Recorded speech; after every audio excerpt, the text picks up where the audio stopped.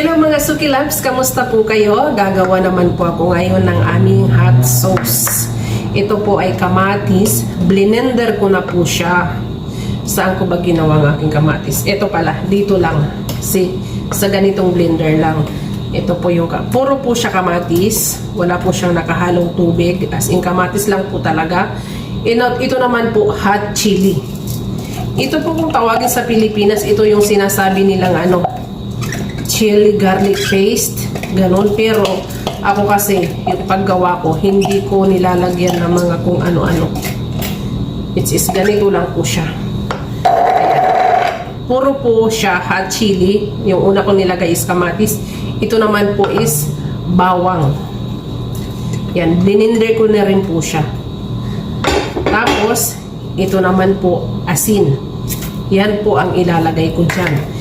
Ito naman po, olive oil. Kaya nga lang ito, hinuhuli ko siya ilagay kasi ang olive oil hindi po siya pwede sa tawag dito yung matagal na niluluto kasi iba yung lasa niya. Dapat pag malapit na pong maluto, saka ko na siya ilalagay. Yan, naglalagay din po ako ng sugar. Yan, and then lulutuin ko na siya sa mahinang apoy lang. Hanggang sa maluto lang siya. Asaan na yung aking takip. Ayan. See?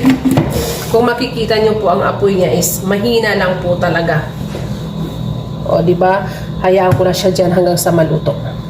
So, ayan po. Naluto na rin ang aking kamatis. Ayan. See?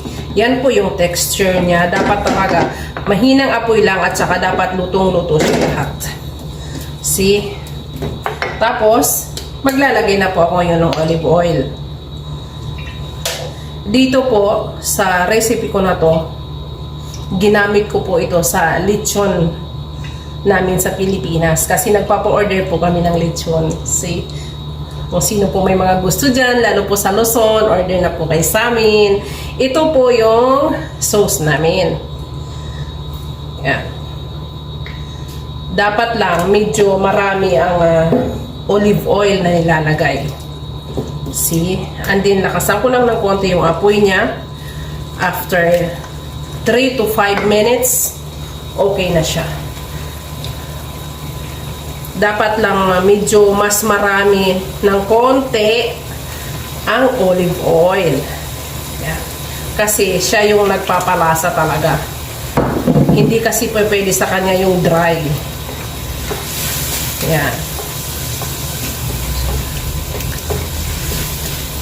So, ayan po. Ayan. O, diba?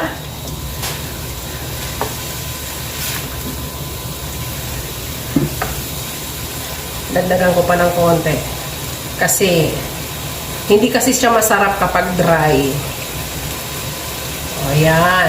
So, ayan na po ang aking hot sauce. Organic na organic yan. Alam mo, hindi naman talaga kailangan may may ilalagay kayo na bechin or tawag dito, magic. Ang importante lang sa pagkakaluto talaga, masarap siya.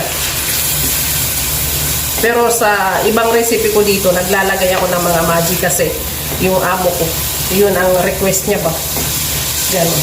Hilig nila yun. So, ayan na po, luto na siya. Oh, o diba? Ayan. Taran!